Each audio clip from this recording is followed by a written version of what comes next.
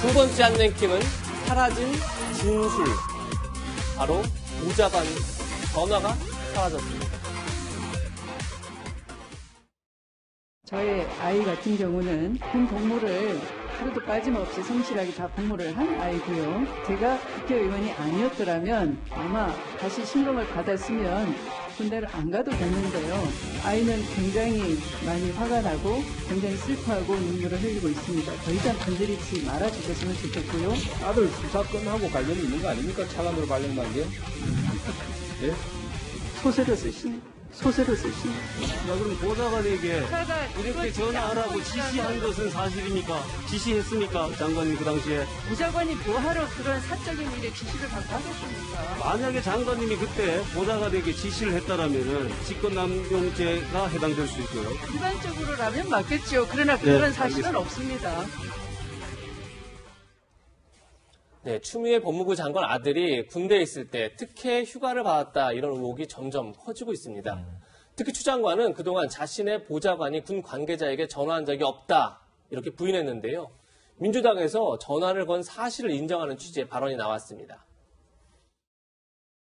추미애 장관이 직접 지시를 한 것은 아니다라고 합니다. 국방부를 통해서도 제가 좀 확인을 해봤는데 전화를 건 건 사실인 것 같습니다. 다만 이제 누가 어떤 전화를 했는지 이 부분이 제일 중요한데 예. 승인권자인 중령에게 직접 전화를 한 것은 아니다라고 이야기를 하고 있고 지원 장교의 말은 단순하게 이 병가를 쓸 수 있는지 병가를 연장해서 쓸 수 있는지를 물어봤다라는 민원성의 문의 전화였다라고 지금 이야기를 하고 있기 때문에 네. 외압이라고 보기에는 좀 어렵다라고 보이고요. 네, 스튜디오에 김광산 변호사 나오셨습니다. 네, 안녕하세요. 예, 변호사님, 방금 네. 김남국 의원 얘기는 보좌관이 전화한 것 자체는 부적절했다. 하지만 이것은 민원성 전화지 절대 외압이 아니다. 이렇게 주장하고 있습니다. 어떻게 들으셨어요? 일단 뭐 전화한 사실에 대해서 부인을 했었잖아요. 처음에 이제 추미애 장관이 전화한 사실이 없다 이렇게 했다가 전화를 하도록 지시한 사실이 없다 이렇게 바뀌었단 말이에요. 그런데 여러 가지 관련된 사람들의 이제 진술에 의해서 전화한 건 거의 뭐 확인이 되고 있지 않나 싶습니다. 그런데 전화를 한 것은 부적절한데 뭔가 이거 자체가 청탁이나 민원성으로 볼 수 없다. 이건 사실은 우리가 논리적으로나 이제 상식적으로 저는 이해가 가지 않는다고 봐요. 그것도 추미애 장관의 아들 서 씨가 군대 지금 병가가 됐건 휴가가 됐건 이제 말미잖아요. 그런데 보좌관이 왜 관련된 장교에게 전화를 하는 거예요? 그냥 안부 전화하는 겁니까? 어떻게 지내는지? 그건 아니잖아요. 예. 또 뭔가 목적이 있었을 거고. 또 추미애 장관은 지시하지 않았다고 하는데 보좌관이 어떻게 알고 전화를 하냐는 거죠. 그렇다고 한다면 이건 좀 국민의 좀 눈높이나 상식이 좀 맞지 않는 얘기가 아닌가 싶습니다. 그래서 사실 처음부터 뭐 전화한 사실이 있지만 뭐 이렇게 갔으면 모르는데 전화한 사실 자체도 전체적으로 부인하다가 이제 전화한 사실이 거의 녹취록에서 드러나니까 이제 와서 그냥 민원성은 아니다, 뭐 청탁 유지는 아니다.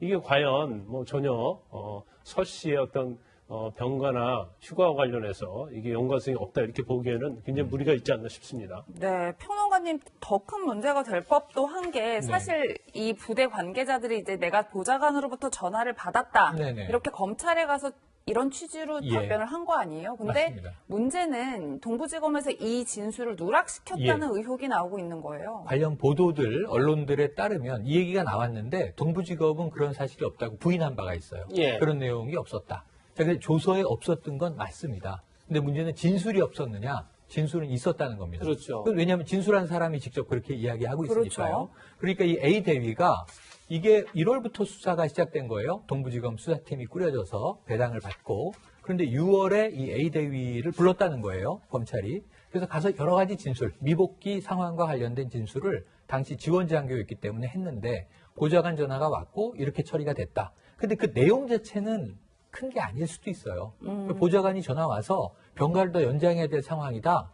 그 규정을 알아보고 알려드리겠다. 전화를 끊었고 콜백까지 했다는 거예요. 예. 그러니까 전화 사실이 없었다고 보기가 어려운 게 걸려왔고 내용을 접수하고 확인해서 다시 전화로 알려준 거예요. 병가를 연장하는 건 어렵다. 그래서 이제 일반 휴가를 붙이는 걸로 정리를 하고 상관인 중령에게 보고했다는 얘기도 나왔고 중령은 직접 통화하진 않았지만 그런 사실이 있는데 외압은 없었다. 이런 얘기를 한 바가 있어요. 예. 통화는 여기까지 나왔고 그러면은 당시 검찰 수사관이 쭉 진술을 받았는데 조서에는 인용이 빠졌고 진술한 당사자, 이 A 대위는 진술한 게 맞는데 조서에 왜 안 들어있는지 자신은 모른다라는 입장이죠.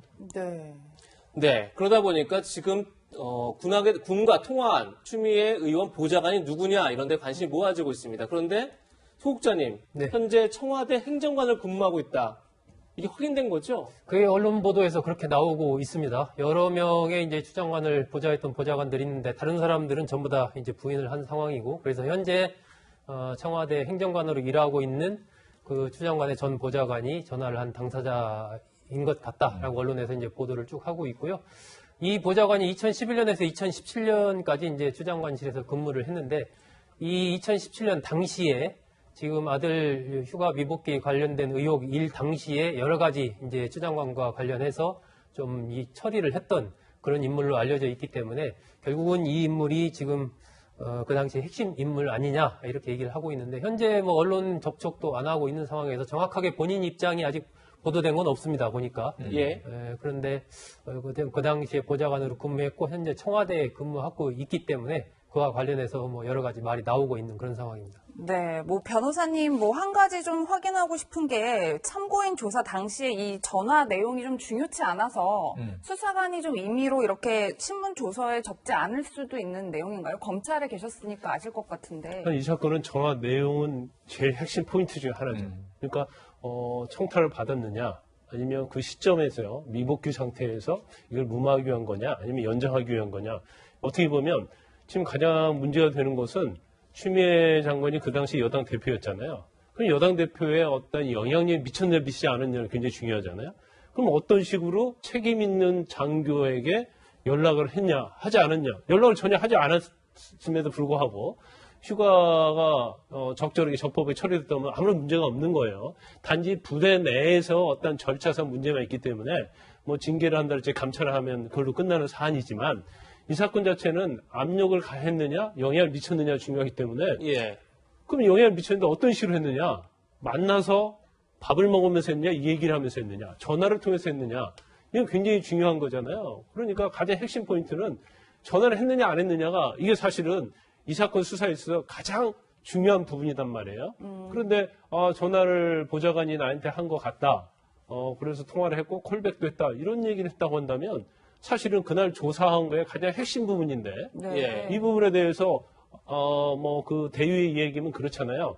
아니, 당신 정확히 기억을 하느냐, 이걸 계속 추궁했다는 거 아니에요? 그러니까 본인이 근데 그러면 좀 자신이 없어질 수 있죠. 더구나 이게 권력과 관계된 수사니까. 그래서 뭐 약간 머뭇거리니까 그러면 합의하에 이건 넣지 않기로 했다고 한다면, 이건 제가 볼 때는 검찰 수사관이 조사를 했는지 검사가 조사했는지 모르겠지만 네. 이 조사 과정에서 굉장히 큰 문제가 있다고 볼 수밖에 없어요. 그리고 과연 이렇게 조사를 했는데 그 검찰이 정말 검찰로서 독립적인 어떤 지위를 가지고 조사할 수 있겠느냐, 이런 좀 의문이 들 수밖에 없는 거죠. 네, 한 가지 더 더불어 여쭤보면, 이제 해당 보좌관은 언론에 따르면 전화를 한 거는 맞는데 이게 추미애 장관은 몰랐다는 취지로 답변을 하는 것 같아요. 뭐 당장 일각에서는 그게 말이 되느냐 이런 반응도 있는데 그건 어떻게 보세요? 아니, 그러면 추미애 장관이 몰랐다고 하면 이제 이 보좌관이 지금 병가와 관련된 걸 알지, 아니면 지금 뭐 휴가가 나왔다 할지 이걸 알고 있어야 하는 거 아니에요? 그렇죠. 그런데 추미애 장관의 어떤 부탁이나 지시가 없었는데 본인이 왜 타이밍도 딱 그때 휴가 말미쯤에서 왜 전화를 하냐는 거죠. 어떻게, 그러면 보좌관은 어떻게 아는 거예요, 이 내용 자체를.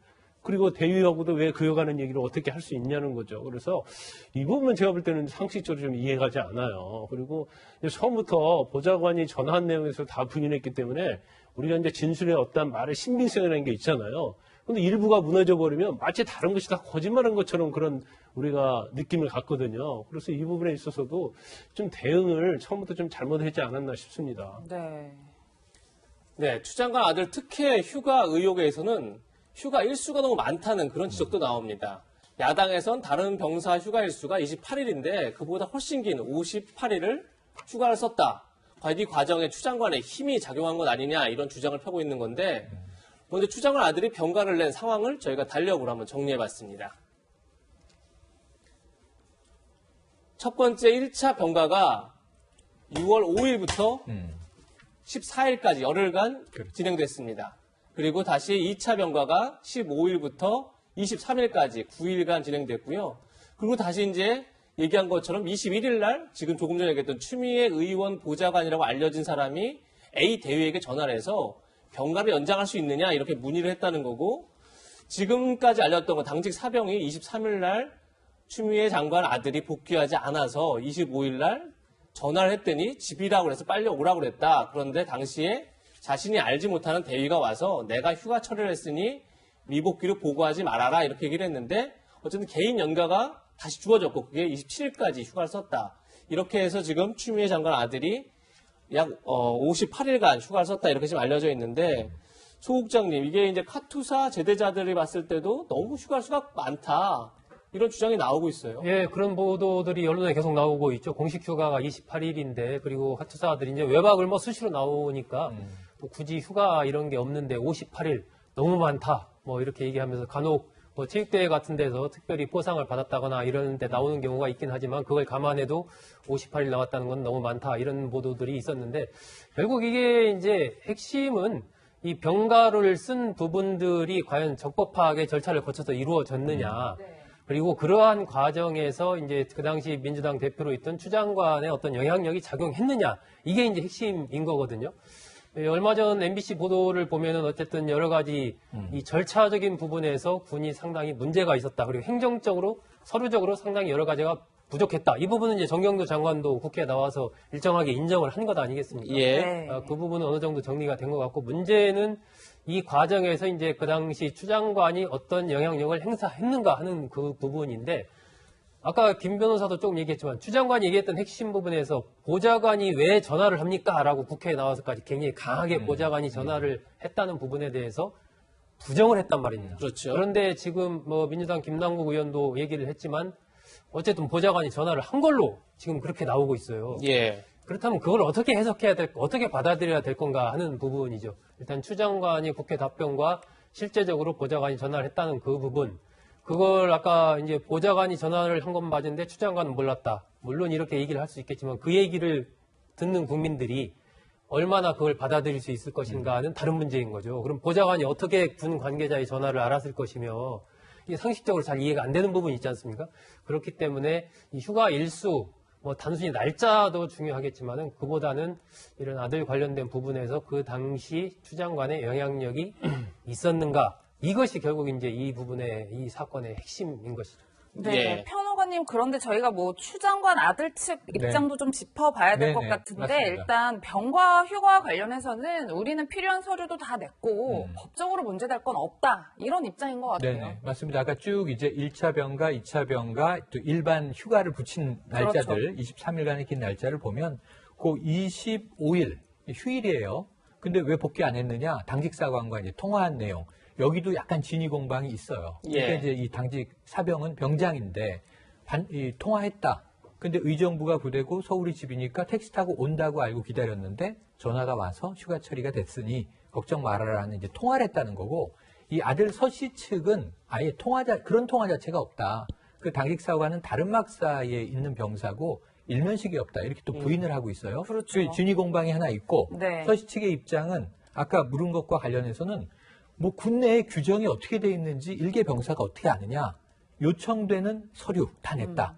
1차 병가 때는 이 삼성 서울병원에서 수술했다는 거예요. 오른쪽 무릎 수술했고 관련된 서류 제출했고, 2차 병가 때는 실밥을 뽑았다는 거예요. 관련된 것도 제출했고, 그리고 이제 이러한 부분들에 대해서는 군이 요구하는 서류를 우린 다 냈기 때문에 법률상 아무 문제가 없다는 건데, 실제로 보면은 이 군인의 지휘 및 복무에 관한 기본법 시행령에는 이렇게 돼 있어요. 지휘관은 군인이 신청한 경우 다음 각호의 구분에 따라 휴가를 승인할 수 있는데, 그게 부상 또는 질병으로 요양이 필요하거나 직계가족의 부상 또는 질병 등으로 본인이 간호를 해야 할 때 30일 이내에서 지휘관이 승인을 하게 돼 있습니다. 네. 그럼 이 법에는, 이 시행령에는 문제 없는 것 아니냐? 이게 서 씨 측의 입장입니다. 네. 네, 그런데 문제가 또 있습니다. 추 장관 아들 측은 무릎이 아파 병가를 얻어 수술을 받았고 치료 과정이 길어져 휴가를 연장했다, 이렇게 주장하고 있는데, 문제는 병가 기록 자체가 없다는 겁니다. 군도 이 부분을 인정합니다. 들어보시죠. 병가를 나가려면 군의관 소견서부터 필요한데 그 서류도 없고 휴가 기록도 없습니다. 그냥 나간 겁니다.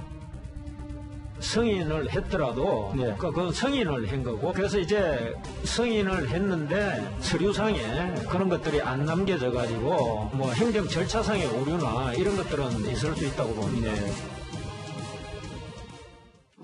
예, 지금 들으신 것처럼 병가를 가려면 진단서나 소견서가 필요하고 또 민간 병원에서 수술을 하면 입원 확인서 등을 제출해야 한다고 하는데 변호사님 이런 서류가 하도 남아있지 않다는 거예요. 이게 제일 의문인 것 같아요. 군대라는 자체가 사실은 영내를 나가는 것은 엄청 중요한 일이에요. 왜냐하면 허가를 받지 않느라지 정당한 사유 없이 나가면 탈령으로 해서 그래서 탈령이 될 수 있는 거죠. 굉장히 군형법에 보면 엄격하게 처벌을 하고 있거든요. 그래서 이제 병가랄지 휴가 규정이 굉장히 엄격하다 볼 수 있는데 모르겠어요. 이제 육군 규정이 뭐 카투사도 해당이 되는지 모르겠지만 원칙적으로 이제 육군 규정에 의하면은 일반적으로 민간 병원에서 진료를 받게 되면 우리가 병가의 기간을 계산해야 하잖아요. 그러면 입원 확인서가 있어야 하고요. 그다음에 이제 진짜 치료받던 진료비 계산서가 있어야 합니다. 그래서 이걸 사실은 원본으로 제출하도록 되어 있는 걸로 알고 있어요.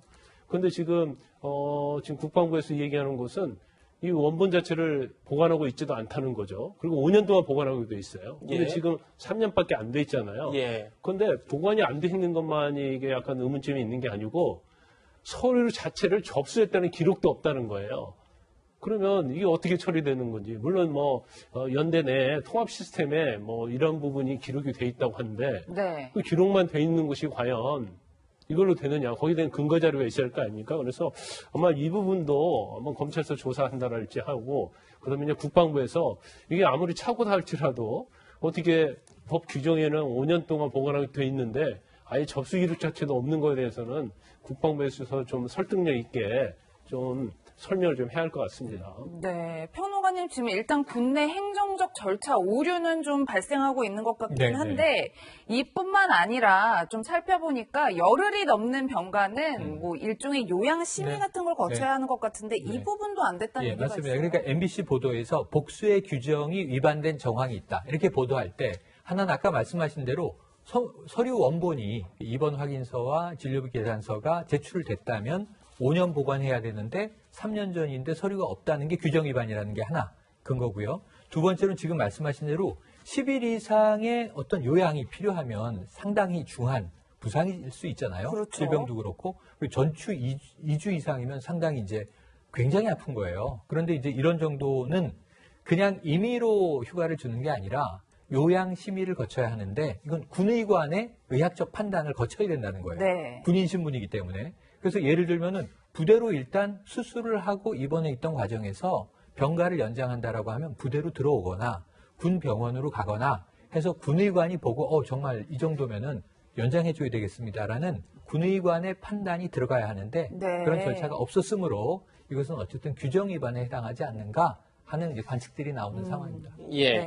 변호사님 또 하나 논란이 있더라고요. 그러니까 군에서 만약에 민간병원 와서 치료받았으면 그리고 입원이 끝났을 때 바로 복귀해야 되는데 집에 있었단 말이에요. 그런데 집에서 의료인을 불러서 소독을 하고 치료를 받았다.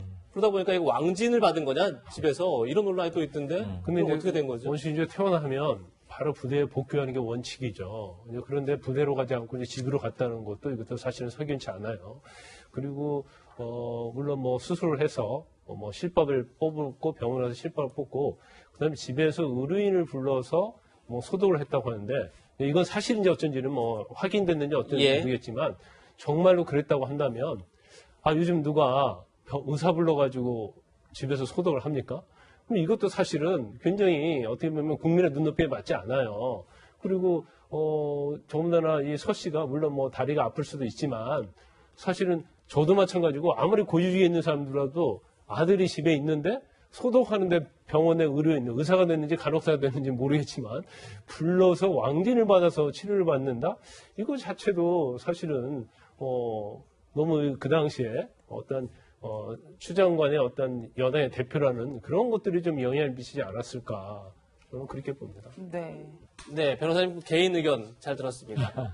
여당도 이 상황이 참 곤혹스러울 텐데 추 장관 지키게 나선 목소리를 한번 들어보시죠. 저는 이런 식의 터무니없는 정치 공세가 계속되는 것은 추미애 장관과 그 가족을 괴롭히는 것일 뿐만 아니라 대한민국 군대 보낸 모든 국민들을 그 어머니들을 괴롭히는 겁니다. 지금 추미애 장관이 중심에 추진하는 이 검찰개혁, 이 검찰개혁을 흔들어 보려는 거라고 봐요. 군부대의 특성상 지휘관이 그것을 승인하면 선 결정 이후 사후에 그것을 행정 처리하는 것도 통상적으로 군부대 내에 있었고요. 예. 저도 군부대에서 장교 생활을 해봤는데 그런 경우 굉장히 많이 있습니다. 네, 평론가님 저는 좀 귀에 들어온 얘기가 있는데 앞서 들으셨겠지만 이런 문제 제기는 대한민국 군대를 보낸 모든 어머니들을 괴롭히는 것이다. 이런 이야기가 있는데 어떻게 들으셨어요? 김종민 최고위원의 해석이죠. 제가 이제 추측한 이런 거예요. 군대에 자식을 보낸 모든 어머니, 뭐 어머니뿐이겠습니까? 아버지, 가족들은 우리 아들이 혹은 딸도 있습니다, 요즘엔.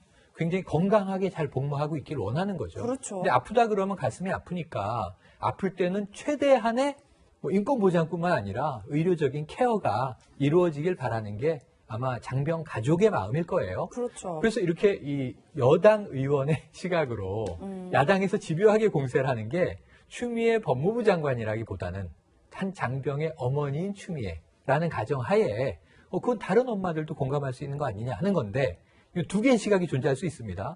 저렇게 볼 수도 있다고 봅니다, 저는. 근데 또 반대쪽으로 형평성의 문제를 따지면 이 우리 병사들의 저 톡 메신저에 그런 얘기가 나왔어요. 우리 엄마도 추미애였으면 좋겠다. 네. 예. 모든 엄마가 이렇게 할 수 있는 게 아니라는 점도 예. 김종민 최고위원이 한번 함께 또 해량에 써야 되는 거 아닌가 하는 또 조금 안타까운 생각도 드네요. 예. 네. 소 국장님, 지금 보면 여권 인식 속에는 지금 추미애 장관 아들을 이렇게 공격하는 것 자체가 결국은 검찰 개혁을 막으려는 거 아니냐 이런 인식이 분명히 있는 것 같아요. 김웅 의원은 오늘 이런 얘기도 했던데 검찰 개혁 막으려고 2년 전에 뭐 아들 타락시켰다는 거냐 뭐 이렇게까지 반발을 했던데 뭐 어떻게 보세요? 저 사안을 가지고 검찰개혁에 대한 저항이다, 반발이다 이렇게 얘기하는 것은 너무 정치적인 프레임으로 이 사건을 가져가려고 하는 것이고 이게 이제 검찰에 고발된 게 지난 1월 초입니다. 예. 벌써 한 7개월, 8개월 지났단 말이에요. 그러면은 사실은 이 사건의 경우는 무슨 엄청난 특수수사가 아니지 않습니까? 관련자들 조사하면 어느 정도 진위를 금방 알 수 있는 그런 부분인데 검찰이 조금 더 그동안에 속도감 있게 수사를 진행해서 이 부분에 대해서 좀 분명하게 밝혔으면 뭐 이렇게까지 안 되겠죠. 그런데 계속해서 지금 이슈가 커지고 있는 것은 이게 처음에 문제가 된 게 그 당시 당직 사병이 이거 뭔가 문제가 있었다라고 얘기하면서 이제 시작이 된 거 아니겠습니까? 네. 지금 나오는 것들도 주변에 같이 근무했던 그 추 장관의 아들 서 씨와 같이 근무했던 사람들이 그 당시에 여러 가지 좀 의혹이 있었다라고 언론에 계속해서 증언을 하고 있기 때문에 이것이 야당에서 어떤 뭐 만들어가지고 야당에서 시작된 그런 것이 아니기 때문에 이걸 너무 정치적으로 뭐 검찰개혁에 저항한 거다 이런 거라기보다는 국민들 입장에서는 그런 의혹이 있으면은 왜 진작부터 검찰이 빨리 밝혀야 되는데 왜 아직까지 안 밝히고 못 밝히고 있느냐? 그러면 검찰을 믿을 수가 없기 때문에 지금 그렇기 때문에 야당에서 무슨 특임검사, 예. 특검 얘기도 나오고 자꾸 이런 쪽으로까지 이제 이슈 자체가 커지는 거거든요. 그렇죠. 그래서 이것을 너무 정치적인 쪽으로만 보지 말고 정확하게 지금이라도 좀 속도감 있게 검찰이 빨리 수사를 해서 진위를 명명백백하게 밝히고 그에 대한 책임을 질 사람이 있다면 지고 하는 것이 맞다 하고 봅니다. 네, 변호사님 제가 좀 이어서 질문을 드리면 그러면 이제 특임검사 요청은 불가피하고 검찰의 야당의 주장대로 검찰의 공정수사는 어려운 상황이다. 뭐 이렇게 볼 수 있을까요? 일단 저는요, 개인적으로 생각할 때 현 정부도 마찬가지고 추미애 장관도 마찬가지예요. 이걸 정리를 하고 가야 돼요. 그러니까 이걸 대충 마무리하면 안 된다고 봐요. 그리고 이 사건이 불거졌을 때 이제 특임검사 얘기가 많이 나왔잖아요. 그러면 특임검사 제도를 왜 만들었어요? 장관, 총장과 관련된 사건, 특히 검찰 고위직이랄지 법무부의 고위직에 있는 사람과 관련된 사건, 청와대나 정부와 관련된 사건 이런 건 당연히 특임검사 해야 하는 것이 맞잖아요. 그런데 사실 처음에 문재인 정부 이후에 상당히 이제 검찰이 독립적으로 수사를 많이 해왔었는데 사실 이 최근에 이제 동부지검에서 수사한 내용이 여러 가지 보면 뭐 사실인지 어쩐지는 모르겠지만 약간 그 대위의 어떤 전화통화 사실이랄지 이런 것들에서 굉장히 우리가 의심해 볼 만한 그런 내용들이 많이 나오고 있거든요. 그러면 이걸 만약 동부지검에서 계속 수사해서 어떤 결론을 내던 간에 잘못하면 국민들은 그걸 믿지 않을 가능성이 커요. 네. 그러면 그건 정권에 대한 부담이 되고 추미애 장관에 대해서 부담이 되는 거거든요. 그 좀 이해가 되지 않는 것이 왜 추미애 장관이 특임 장관을 임명하는 것에 대해서 저렇게 미적거릴까? 당연히 추미애 장관 입장에서 보면 특임 검사를 임명해서 빨리 정리를 하고 털고 가는 것이 사실은 본인의 어떤 정책 입지에도 부담이 없거든요. 네. 근데 그 부분이 좀 한편으로는 저는 이해가지 않는 부분이고요. 그다음 두 번째로 이제 아까 검찰개혁 얘기를 하는데 저는 우리 범여권이나 현 정부 차원에서 보면 검찰개혁은 거의 마무리됐다고 봐요. 검경 수사권 조정, 그다음에 공수처 다 법 통과됐잖아요.